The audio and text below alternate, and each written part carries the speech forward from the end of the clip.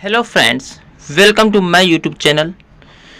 Friends, आज की video में एक नए बात हम बताने वाले हैं कि दोस्तों बिहार दरोगा के बारे में हम हर चीज़ फुल इंफॉर्मेशन एंड एग्ज़ाम की फुल स्ट्रेटजी देने वाले हैं और साथ साथ बिहार दरोगा से रिलेटेड हर चीज़ मैं कवर कराने वाला हूं।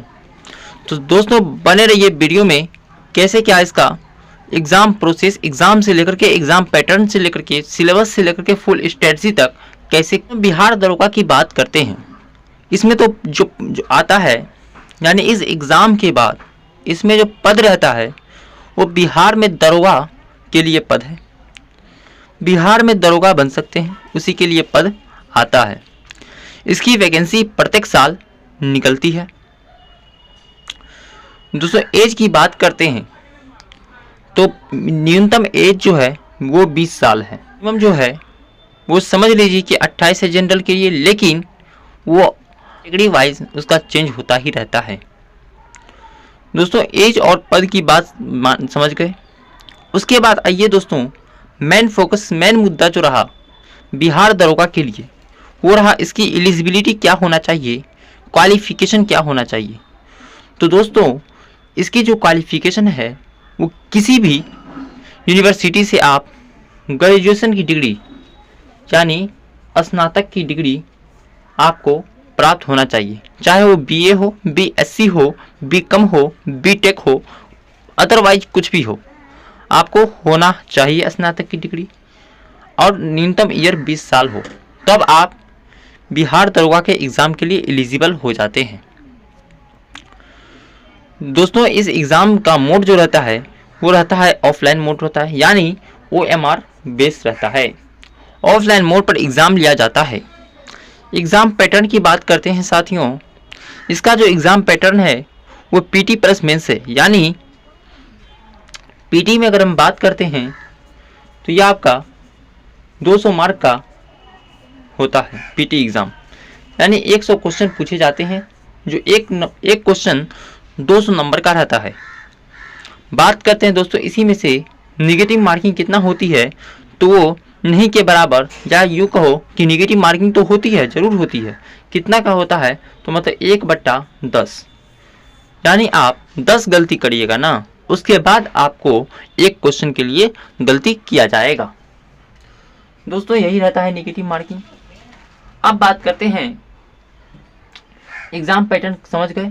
PT प्लस मेंस होता है, जिसमें PT में 200 प्रश्न पूछे जाते हैं और हमारा मेंस में भी 200 क्वेश्चन के पूछे जाते हैं। डिटेल इसका मैं अभी एक्सप्लेनेशन करवाने वाला हूँ, किसमें तो सिलेबस वाले भाग में। इसके पहले आइए दोस्तों, सिलेक्शन प्रोसेस क्या होता है इसका, बिहार दरोगा का सिलेक्शन प्रोसेस। तो इसका जो होता है सिलेक्शन प्रोसेस वो होता है, पहले PT पास करना पड़ता है, उसके बाद मेंस, उसके बाद आपको फिजिकल के लिए बुलाया जाता है। इसका फिजिकल बहुत हार्ड नहीं होता है, लेकिन डिफ़िकल्ट बना देते हैं, लेकिन इसका फिजिकल कोई हार्ड नहीं होता है बिहार दरोगा के लिए।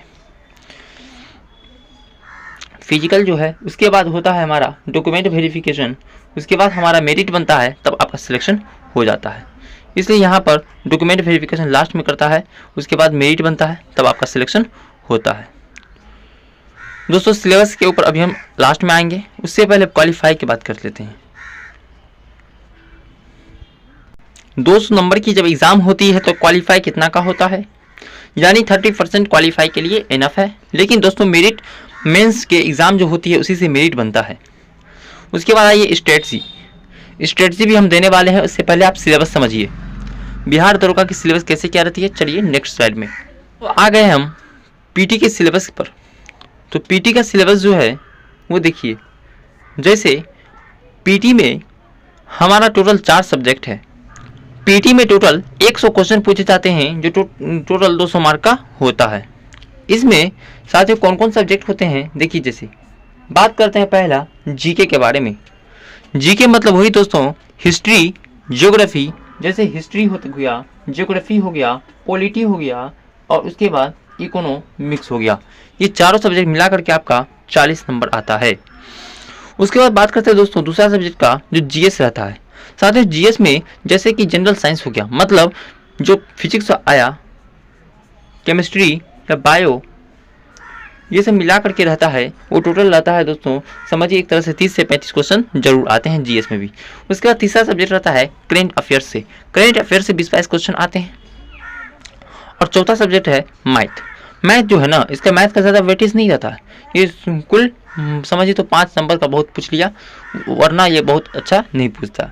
पूरा का पूरा मतलब समझ लीजिए इसका रोल जो है बिहार दरोगा का पीटी का जो रोल होता है वो सिर्फ जनरल अवेयरनेस पर टिका हुआ है। जी हाँ दोस्तों, जनरल अवेयरनेस। बात करते हैं कि जनरल अवेयरनेस को ही 3 भागों में बांटा जाता है।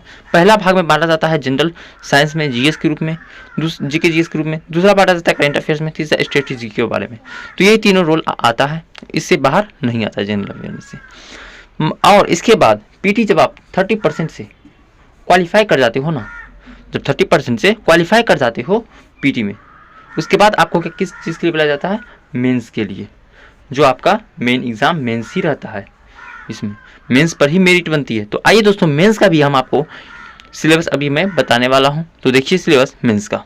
देखिए मेंस का सिलेबस जो है ना वह आपका 2 पेपरों में होता है। बिहार दरोगा का जो मेंस होता है वो टोटल 2 पेपर में करवाया जाता है। पहला होता है हिंदी, दूसरा होता है जीके प्लस जीएस यानी जनरल अवेयरनेस का पोर्शन। हिंदी वाला पार्ट जो होता है टोटल 100 मार्क का पूछा जाता है। हिंदी के क्वेश्चन भी, हिंदी जो क्वेश्चन जो होते हैं, हिंदी वाला पेपर जो होता है वो दोस्तों क्वालिफाइंग नेचर होता है। वो टोटल 30% लाइए, आप क्वालिफाई हो गए। अब आपका जो मेरिट बनेगा टोटल और टोटल इसी बेस पर आपका मेरिट बनेगा। इसका मतलब ये हुआ कि जीके जीएस जो है ना आपका 80 नंबर का है।